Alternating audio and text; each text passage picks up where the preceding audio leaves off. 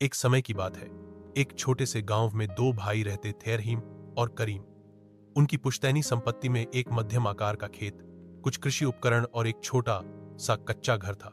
रहीम बड़ा भाई था, मेहनती, ईमानदार और दृढ़ निश्चयी। वह रोज सूरज निकलने से पहले उठ जाता, खेत जोतता, धान लगाता, सब्जियां उगाता। गर्मी, बारिश, सर्दी कुछ भी उसे रोक नहीं सकता था।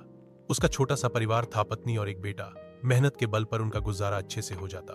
वहीं करीम बिल्कुल अलग स्वभाव का था। उसका काम था दिन भर घर पर लेटे रहना, तालाब में नहाना या गांव की चौपाल पर बैठकर बातें करना। उसने कभी खेत में काम नहीं किया, न ही अपने घर को संवारने की कोशिश की। उसका मानना था, किसी न किसी तरह तो जी ही रहे हैं, इतनी मेहनत करने से क्या फायदा। रहीम ने कई बार समझाया, देख करीम, यही खेत हमारा सहारा है।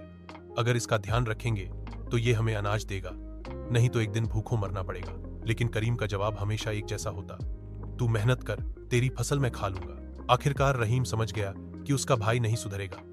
उसने अकेले ही मेहनत करना शुरू कर दिया। 3 साल इसी तरह बीत गए। इस दौरान रहीम खेती में और भी कुशल हो गया। उसने सीख लिया कैसे कम खर्च में ज्यादा फसल उगाई जाए, कैसे प्राकृतिक तरीकों से कीटों को भगाया जाए। एक दिन उसने अपने खेत में टमाटर उगाना शुरू किया। गांव वाले उसकी मेहनत और खेत की उपज देखकर हैरान रह गए। उधर करीम की जिंदगी जैसे तैसे चल रही थी। रहीम जितना हो सकता था मदद करता, लेकिन एक दिन उसने कह दिया, अब मैं तुम्हें नहीं चला सकता, अपना कुछ करो, नहीं तो एक दिन मेरा ही परिवार भूखा रह जाएगा। करीम तब भी हंसकर बोला, तेरी किस्मत में है इसलिए तुझे मिल रहा है, मेरी किस्मत में नहीं है तो क्या करूं। एक और साल बीत गया। उस साल रहीम को जबरदस्त फसल मिली। उसने हाट में टमाटर और सब्जियां बेचकर एक मोटरसाइकिल खरीदी। गांव वाले उसकी तारीफों के पुल बांधने लगे। रहीम ने अपने खेत के पास एक टीन का छोटा सा कमरा बनाकर वहां कृषि सामग्री की दुकान खोली। धीरे धीरे उसकी आर्थिक हालत सुधरती गई। करीम अब भी कुछ नहीं कर रहा था। उसकी हालत दिन ब दिन बिगड़ने लगी। एक दिन वह बीमार पड़ गया।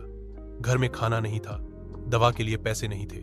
पड़ोसी जब उसके घर पहुंचे तो देखा वहां एक मुट्ठी चावल भी नहीं है। रहीम को खबर मिली तो वह दौड़ा चला आया। उसने इलाज करवाया, खाना दिया, लेकिन सख्त लहजे में कहा,